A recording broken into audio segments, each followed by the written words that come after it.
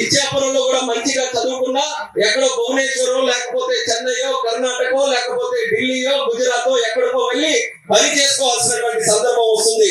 కానీ మన తెలివితేటలు మన కష్టంతో మన జిల్లాని మనం అభివృద్ధి చేసుకోవాలంటే ఉద్యోగాలు ఎక్కడికే వచ్చేటటువంటి పరిస్థితి రావాలి.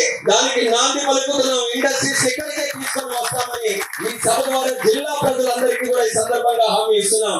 వాటితో పాటు అచ్చెన్నాయుడు గారు కూడా పట్టుదలతో ఆయన ప్రాంతంలో పోర్టు గురించి ఆయన కూడా అడుగులు ముందుకేస్తూ చేస్తున్నారు.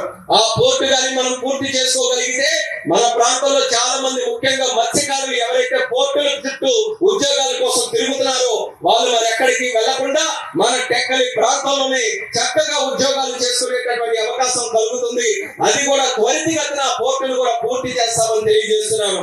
అలాగే నా శాఖ ఎయిర్పోర్టుల తాలూకా శాఖ భోగాపురంలో ఎయిర్పోర్టులు కూడా మనం నిర్మించుకుంటే మన జిల్లాయే కాదు విశాఖపట్నం, విజయనగరం, శ్రీకాకుళం ఉమ్మడి జిల్లాలో ఉన్నటువంటి యువకులందరికీ కూడా మంచి ఉద్యోగాలు వచ్చేటటువంటి ప్రాంతంగా భోగాపురం మారుతుందనే ఆలోచనతో అది కూడా తొందరగా కంప్లీట్ చేయాలని దాని మీద కూడా దృష్టి పెట్టి ఆ కార్యక్రమాలు కూడా చేస్తున్నాం. కానీ అందరితో తృప్తి లేదు. విమానయాన శాఖకు మంత్రిగా శ్రీకాకుళం నుంచి ఉండి ఇక్కడ ఎయిర్పోర్ట్ లేకపోతే ఎలా అన్నటువంటి ఆలోచన తరచు కూడా వస్తుంటుంది. అందుకని మన కలెక్టర్ గారికి కూడా చెప్పాం, చిన్నాన్న గారు అందరూ కూడా మాట్లాడుకున్నాం, మన ప్రాంతంలోనే మళ్ళీ ఎయిర్పోర్ట్ కూడా నిర్మించాలి. ఈ అవకాశం ఇప్పుడు కాకపోతే మరి ఎప్పుడు కూడా శ్రీకాకుళంకి రాదని వెంటనే భూమి కూడా చూడమని కూడా చెప్పాం. ఆ భూమి టెక్కలి, పలాస, ఇచ్చాపురం ఎక్కడ అవకాశం ఉంటే ఒక మంచి ఎయిర్పోర్ట్ మన ప్రాంతంలోనే నిర్మించి ఈ 5 సంవత్సరాల్లో ఒక ఫ్లైట్ దింపి మళ్ళీ తీసుకొని వెళ్ళాలని ఆలోచన. అది ఖచ్చితంగా చేసి తీరుతామని కూడా ఈ సందర్భంగా తెలియజేసుకుంటున్నాను.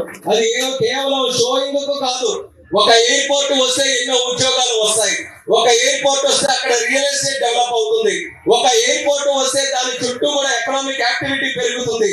ఇన్ని కారణాలతో ఒక ఎయిర్పోర్ట్ ని కానీ మనం సృష్టించగలిగితే దాని చుట్టూ ఉన్నటువంటి ప్రాంతం అంతా కూడా అభివృద్ధి చెందే అవకాశం ఉంటుంది. కాబట్టి అది ఒక మంచి అవకాశంగా తీసుకొని ఆ కార్యక్రమానికి కూడా శ్రీకారం చుడుతున్నాం. ఇలా ఎప్పటి నుంచో ఈరోజు చాలా మంది సమస్యలు చెప్పారు.